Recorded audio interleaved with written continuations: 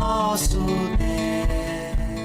Boa noite, meus irmãos, graça e paz. Como é bom nós podermos estar juntos no primeiro domingo do ano, não é verdade? Para podermos celebrar o nosso Deus e podermos também aprender mais de sua santa palavra e dos seus mandamentos. Nós queremos cumprimentar também aqueles irmãos, amigos que nos ouvem pela transmissão.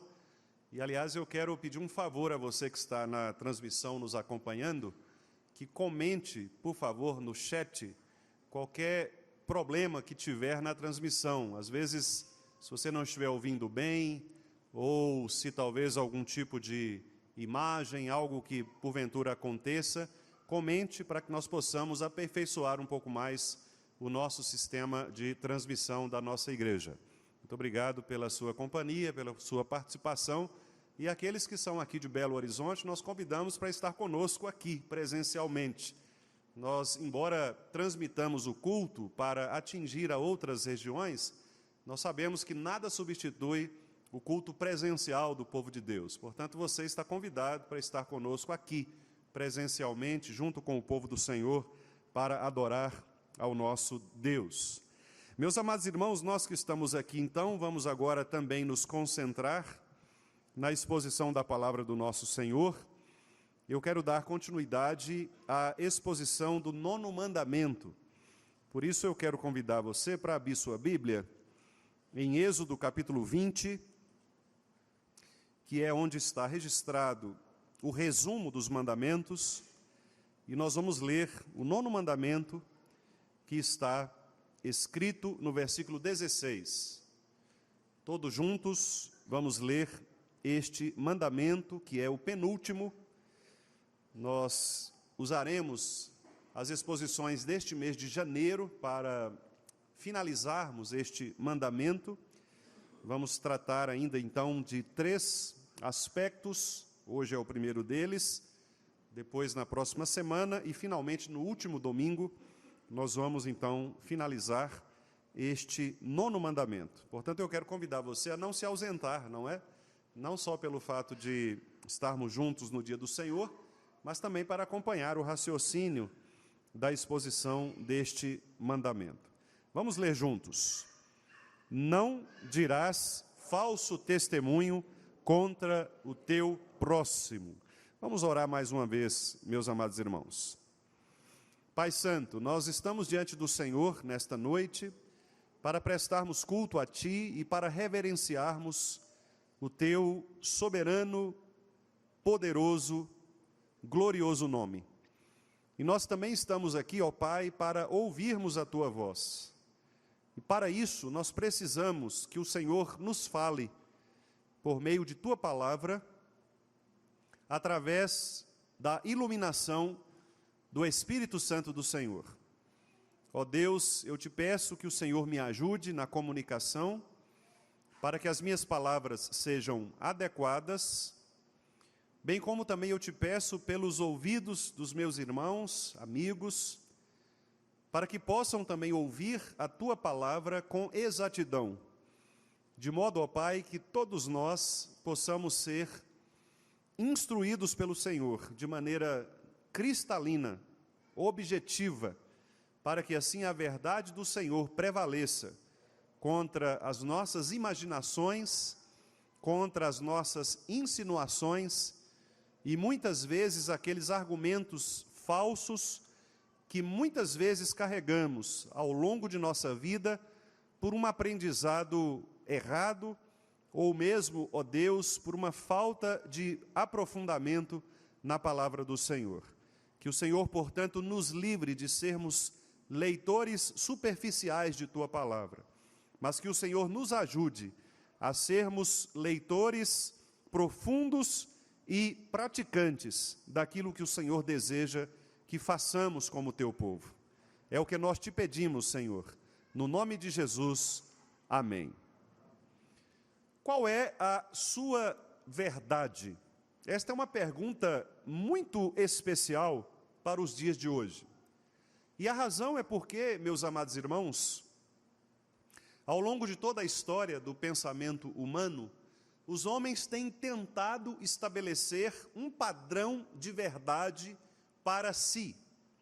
Isto aconteceu desde muito tempo, quando já na queda, ali a partir da tentação da serpente para com os seres humanos criados por Deus, a serpente tentou implantar no coração do homem, daquele primeiro casal, um engano, uma falácia, um argumento falso, uma falsificação da verdade, na tentativa, que aliás foi bem sucedida, de fazer com que aquele casal se desviasse da verdade do Senhor.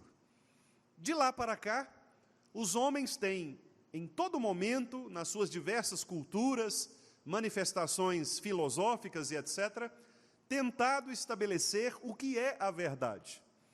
E no nosso tempo, mais modernamente falando, nós tivemos uma mudança muito radical em relação a isto, em relação ao conceito de verdade. Isso aconteceu de uma maneira mais específica no início da era que nós chamamos moderna. Os modernistas, os filósofos da modernidade, quase todos eles, sem exceção, começaram a questionar a verdade absoluta, ou aquilo que nós chamamos de princípios universais, valores universais. Isso se deu de uma maneira nominal com um filósofo alemão chamado Immanuel Kant. Kant foi o grande divisor de águas para que o pensamento humano começasse a estabelecer um novo padrão de verdade.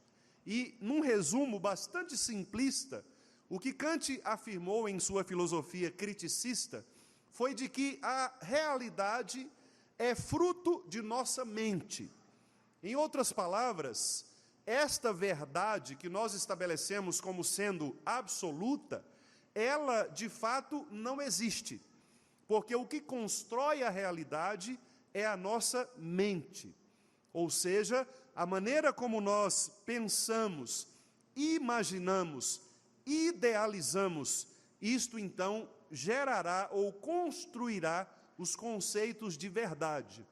A partir daí, os filósofos dessa época, ou dessa geração modernista, começaram então a perceber que as culturas humanas, cada uma delas produzia os seus padrões de verdade. Cada cultura, cada evento, cada circunstância possuía a sua verdade, de maneira que nós não poderíamos estabelecer uma verdade, um princípio universal. Depois disso, muitos e muitos outros pensadores, alguns mais ácidos do que outros, começaram a se aprofundar e chegaram a afirmar finalmente de que a verdade não existe. A verdade é uma ilusão. O que há são percepções da realidade, pontos de vista. Quem afirmou isto, por exemplo, foi Friedrich Nietzsche, filósofo alemão do final do século XIX. Ele então começou esse trabalho de reconstrução. Num livro muito importante de Nietzsche, chamado A Genealogia da Moral, Nietzsche propõe que nós invertamos tudo aquilo que nós construímos de valores e modifiquemos os nossos valores. Ele chega a dizer, olha, vamos jogar no lixo tudo aquilo que o mundo ocidental construiu até aqui. Tudo aquilo que vocês aprenderam com a ética socrática, com a ética cristã, jogue isso no lixo. Isso não serve para nada. Nós vamos agora reconstruir uma nova moral. E ele afirmou então que a verdade é uma ilusão, que nós ainda não sabemos que é uma ilusão. Estas são palavras do próprio Nietzsche no seu livro A Genealogia da Moral. A verdade é uma ilusão, mas nós ainda estamos presos a essas ilusões. Nós somos, de acordo com Nietzsche, manipulados pela projeção da nossa mente. Nós imaginamos e nós achamos que essa imaginação ela é verdadeira, quando de fato ela é apenas uma ilusão, algo passageiro, algo que não faz sentido e que não pode ser provado na realidade. Meus amados irmãos, não é preciso aprofundar muito para nós sabermos que esse tipo de pensamento afeta frontalmente a nossa perspectiva a respeito de Deus. Ora, as Escrituras dizem que há um Deus. Deus existe. Ele é real. Ele é vivo. Ele é verdadeiro. As Escrituras dizem que esse Deus, ele se tornou carne, habitou entre nós, cheio de graça, de verdade, e nele nós vimos a glória do Pai. As Escrituras dizem que este que se encarnou, ele é o caminho e a verdade e a vida. Portanto, na inversão desse pensamento filosófico, nós percebemos que o cristianismo, ele jamais abandonou a ideia de uma verdade absoluta, de princípios universais que devem ser mantidos, vividos e reverenciados, não só pela cultura em si, pelos seres humanos, mas principalmente pela igreja do Senhor, que é o povo de Deus, o povo da verdade, como afirmou o pastor Albert Möller. Nós somos o povo da verdade. A igreja do Senhor, portanto, é a principal promotora da verdade. E por isso nós não podemos sucumbir à ideia de que as verdades são particulares, ou de que aquilo que nós chamamos de realidade são ilusões. Nós cremos que há uma verdade, e que esta verdade não é um conceito, mas esta verdade é uma pessoa, a pessoa do nosso Senhor Jesus Cristo. Mas, infelizmente, meus amados irmãos, esta desconstrução da verdade não parou por aí. Kant, Nietzsche, Freud e outros foram apenas os precursores de um grande movimento que viria a se desencadear depois, já muito próximo de nós, naquilo que alguns chamam de pós-modernidade. A pós-modernidade é o rompimento total, absoluto, com os valores universais e os valores absolutos. Aquilo que os modernistas começaram, os pós-modernistas concluíram. De maneira que hoje nós vivemos um mundo absolutamente movediço, em que não há nenhuma perspectiva de que haja uma verdade central, de que haja um princípio absoluto. Hoje nós vivemos numa geração relativista, numa geração que acredita que cada um possui a sua própria verdade. Cada um de nós tem uma interpretação da verdade. E por isso mesmo, nós não podemos ser presos, não podemos ser contidos por outras verdades, outros sistemas. Nós somos livres para pensar o que quisermos pensar, porque a verdade, ela não é mais uma verdade absoluta. Cada um tem a sua verdade. Isto é o que os filósofos chamam de relativismo cultural. Cada cultura produz a sua verdade. Talvez, para o brasileiro, determinada circunstância seja algo verdadeiro, mas, para uma outra cultura, não seja. Assim como, para uma determinada família, aquele tipo de criação é uma criação verdadeira, adequada, mas para uma outra família, sua vizinha, é um outro tipo de criação, mas que também, de acordo com o relativismo cultural, também é verdadeiro. De modo que não há mais aquele objetivo de você dizer que só há um tipo de educação possível, que é a educação cristã. Não, o que importa é que você assuma uma posição e leve a sério essa posição, não importando qual você assuma.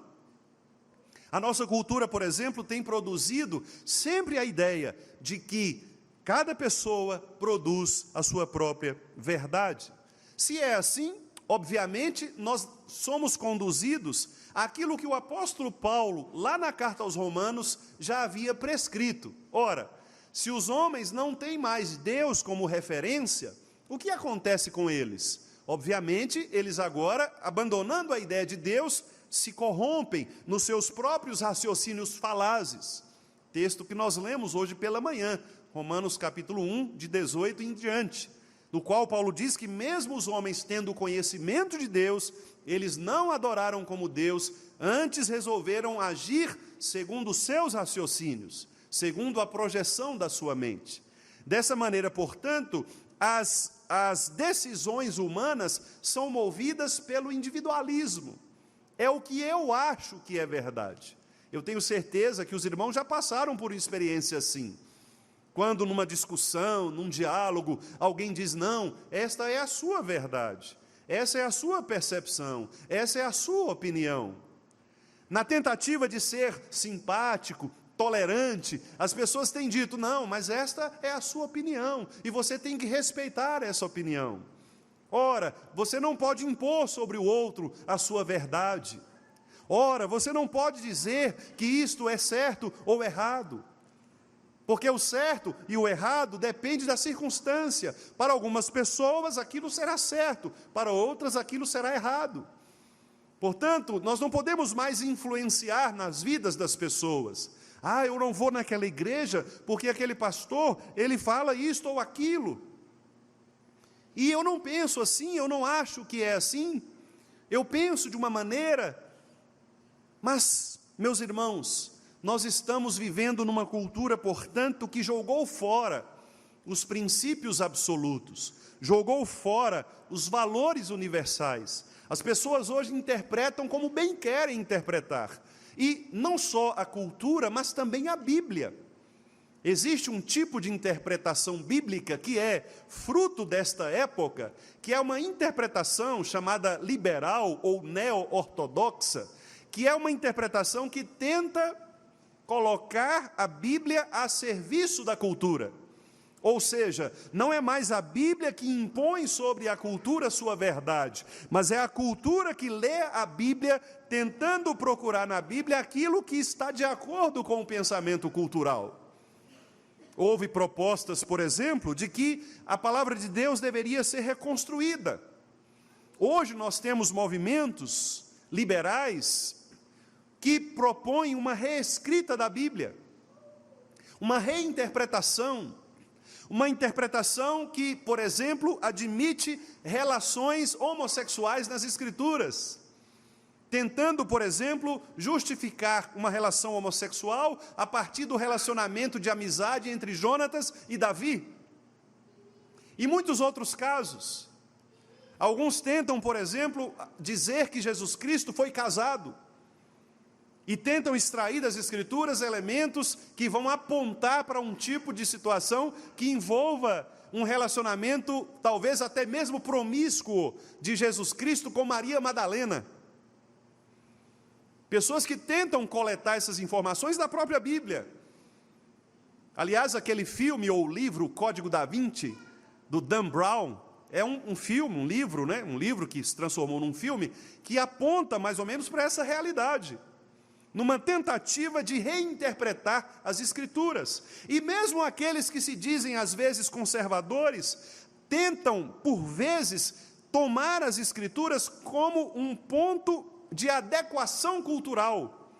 Há muitas boas igrejas que talvez, por receio de afrontar, quem sabe, parte dos seus membros, ou aqueles membros mais expressivos, ou aquelas famílias, talvez não preguem a palavra de Deus com a devida fidelidade, para não atingir, para não confrontar, e tentam talvez manipular, falsear a mensagem bíblica, para que ela se adeque ao contexto daquela igreja. Portanto, meus amados irmãos, este é o tempo que nós vivemos, um tempo de aculturação das Escrituras, um tempo de relativização de valores, um tempo em que não há mais certo ou errado, não há mais verdade e falsidade, tudo depende da leitura do indivíduo, da leitura da cultura e da circunstância. Por isso que você não pode mais afirmar com certeza certas coisas. Você precisa ajustar inclusive o seu próprio vocabulário para satisfazer o relativismo cultural da época. É o que nós chamamos de politicamente correto. A linguagem tem sido um meio em que as pessoas tentam manipular isso, dizendo, por exemplo, que nós não podemos usar certas expressões porque elas apontam para algum tipo de preconceito. Houve quem já dissesse que nós não devemos usar o verbo judiar, porque o verbo judiar tem a ver com judeu, e o judeu foi escravizado ou foi morto pelo nazismo alemão. Portanto, usar o verbo judiar seria um tipo de preconceito étnico contra os judeus. Há quem diga que nós não podemos usar o verbo denegrir, porque denegrir tem a ver com negro, e dizer negro hoje é um preconceito racial. Houve um deputado recentemente que queria barrar as obras literárias de Monteiro Lobato, acusando Monteiro Lobato de escravagismo, de racismo, especialmente por causa do Saci Pererê, que é um preto sem perna. Meus amados irmãos, são visões distorcidas da realidade. São formas de aplicar à realidade coisas que não existem. São ficções das mentes das pessoas. Há uma crítica de Luiz Fernando Veríssimo, uma crônica que eu acho muito engraçada, até já, se não me engano, citei aqui para os irmãos, em que ele discute esta questão do politicamente correto. E o Luiz Fernando Veríssimo diz que vai chegar uma época em que nós vamos ser tão confrontados com esta ideia do politicamente correto, que nós ficaremos numa saia justa, sem termos como nos referir às pessoas. E ele diz assim, imagine, por exemplo, um anão. E ele diz, o que é um anão? Ele faz essa pergunta na sua crônica. E ele diz assim, olha, um anão é um anão. Não há como chamar um anão de outra coisa. E aí ele brinca dizendo, tá, mas para não ser acusado de preconceito, vou propor uma saída. Cidadão verticalmente prejudicado. Ora, eu sei que vocês riram, porque de fato é uma piada. É óbvio que ao se referir a alguém como um anão, nós não estamos, num primeiro momento, agindo com preconceito. É um nome. É simplesmente um nome. É óbvio, meus irmãos, que nós não concordamos com racismos, com preconceitos étnicos, raciais, quaisquer que sejam. Não concordamos. Nós não concordamos com discriminações.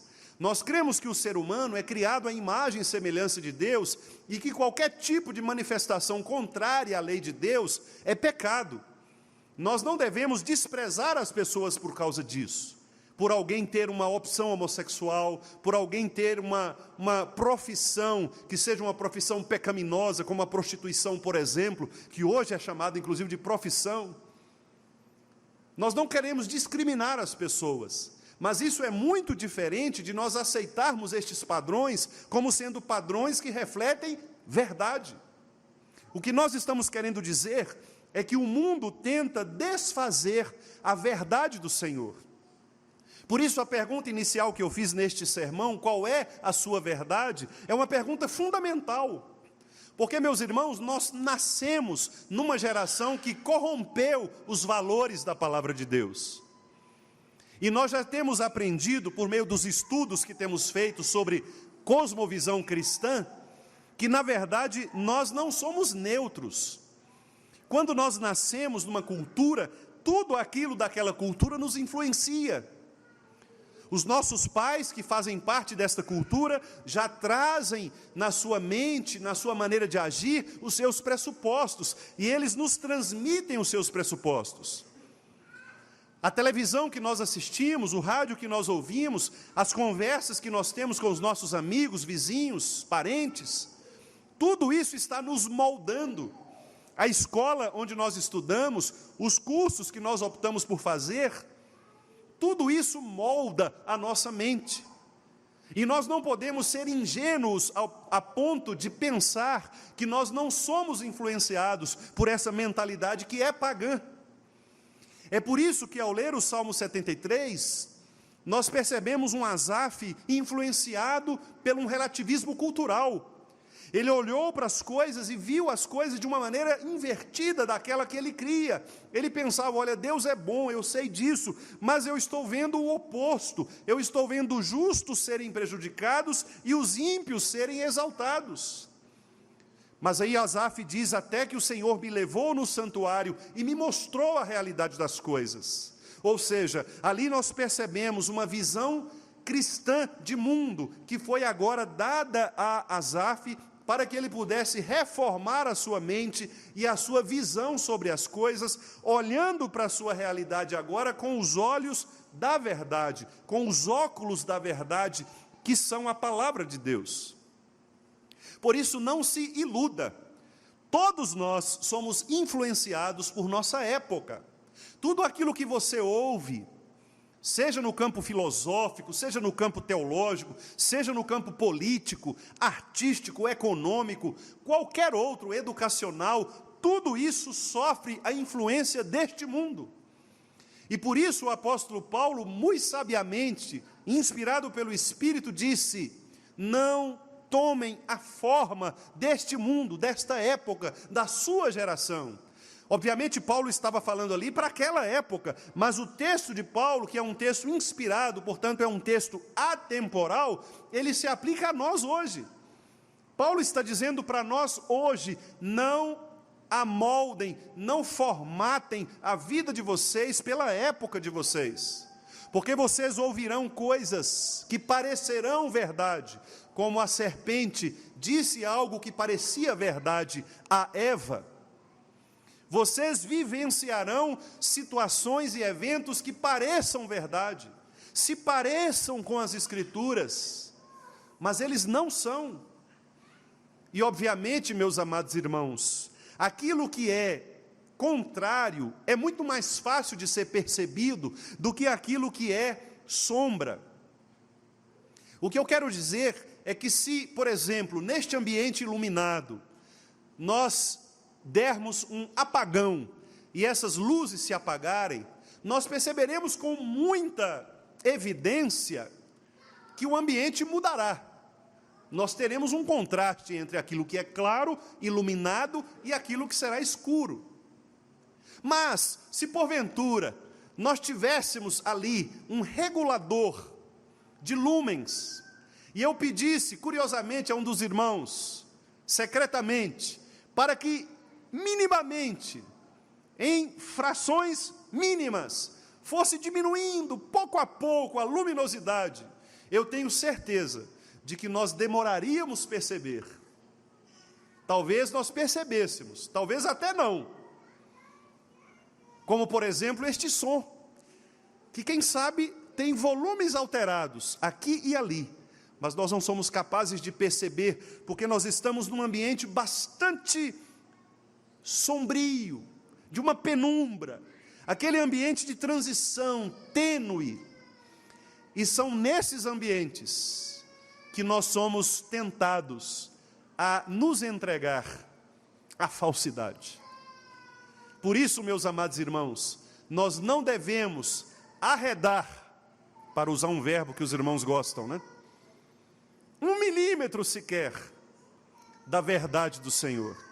Quando Josué recebeu a palavra de Deus, Deus disse a Josué, não se incline, nem para a direita, nem para a esquerda.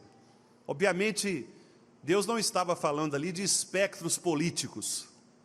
Deus não estava dizendo que nós temos que optar pelo centro, né? O que Deus estava dizendo é que a lei de Deus, ela não pode ser manipulada. Ela não pode ser esquecida 1 milímetro sequer, porque se nós desviarmos 1 milímetro sequer da verdade de Deus, nós já estaremos flertando com a falsidade.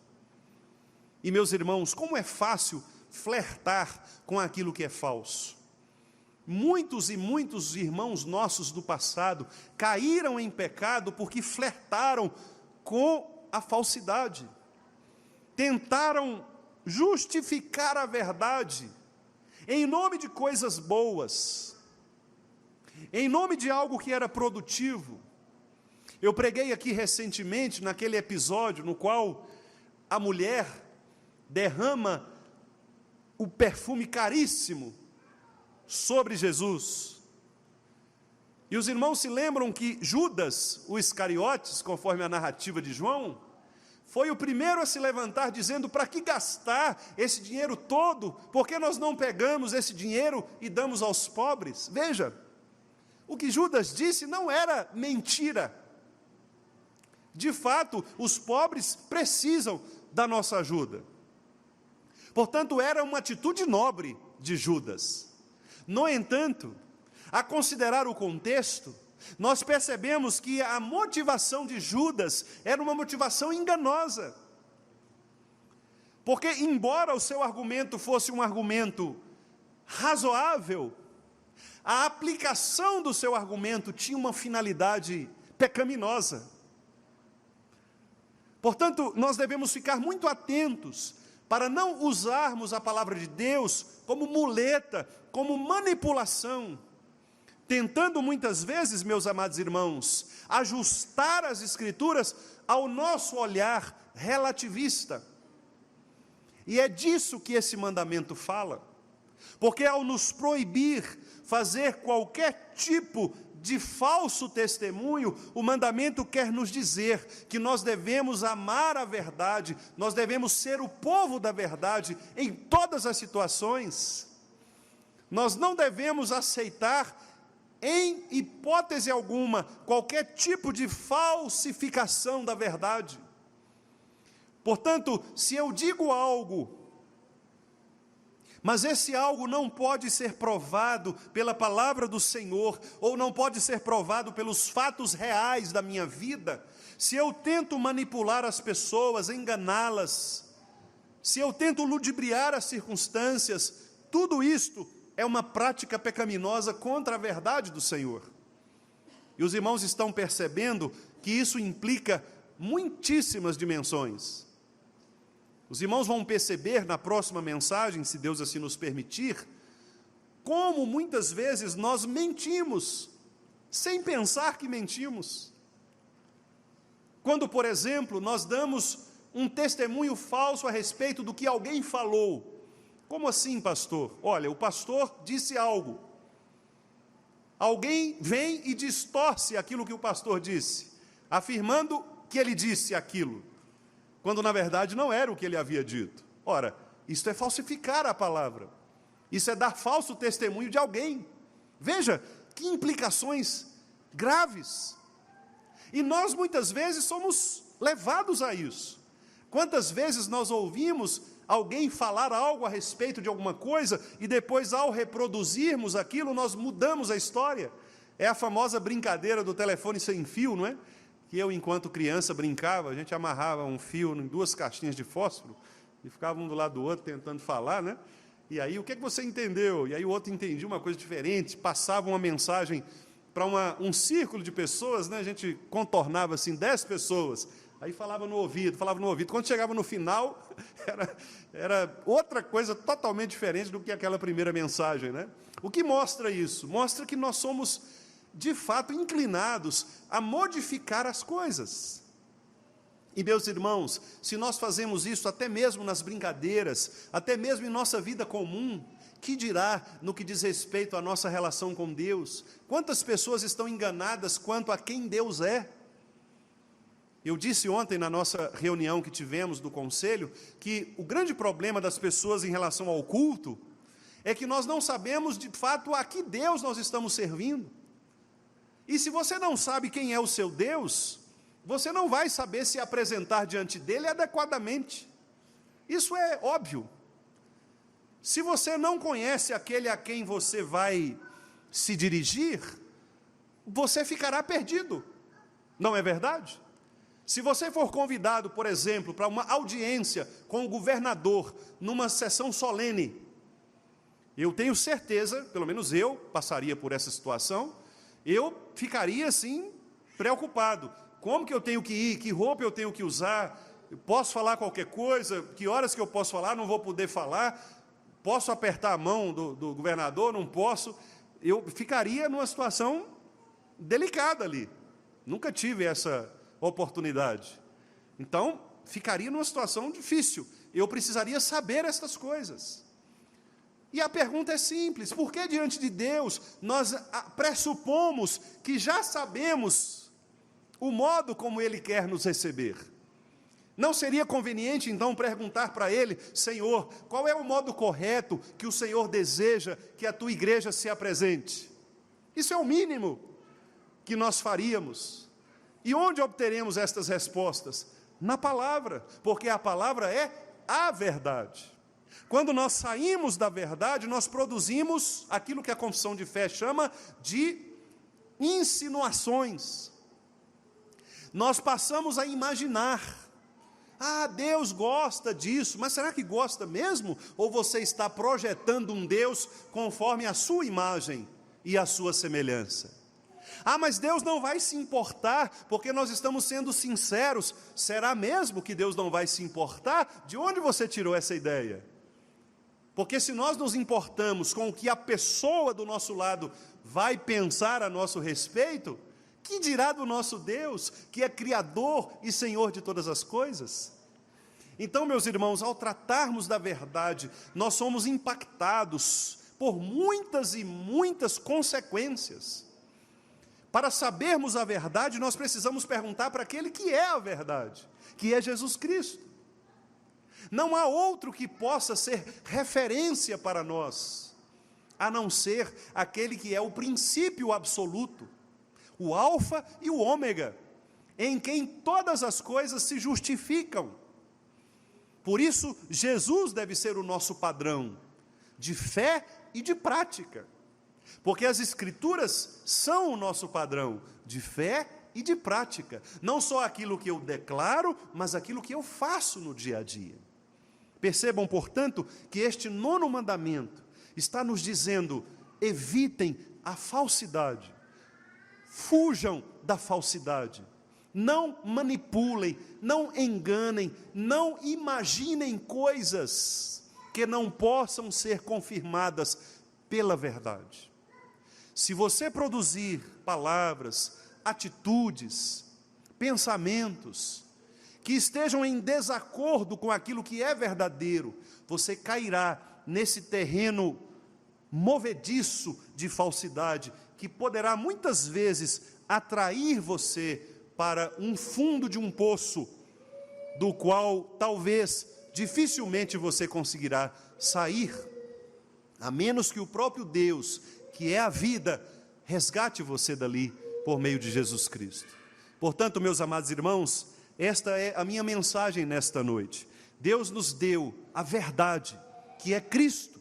Nós devemos amar esta verdade, cuidar dessa verdade. E repito as palavras do pastor Albert Mohler: nós somos o povo da verdade. Portanto, não mintais uns aos outros. Portanto, não produzamos falsos testemunhos. Não saia da nossa boca nenhuma palavra torpe, enganosa, duvidosa, para agradar quem sabe.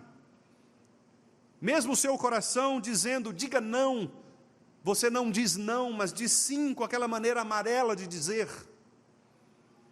Estas formas de ludibriar a verdade, elas podem ser muito perigosas, porque podem nos ensinar a desobedecer o Senhor, e isto fará de nós um povo falso, aquele povo que foi condenado pelo profeta Isaías, que honrava o Senhor com os lábios, mas o coração estava distante do Senhor, porque eles faziam da forma certa, mas com a motivação errada. Nós não queremos ser assim. Nós queremos ser uma igreja verdadeira, genuína, que faça tanto na forma quanto no conteúdo, de maneira correta, verdadeira, genuína, como Deus quer, para que nós sejamos, meus amados irmãos, recebidos por Ele, como pessoas verdadeiramente fiéis, leais, que amam o Senhor Jesus Cristo, que é a vida, a verdade e o único caminho. Que Ele nos abençoe, que Ele nos guarde.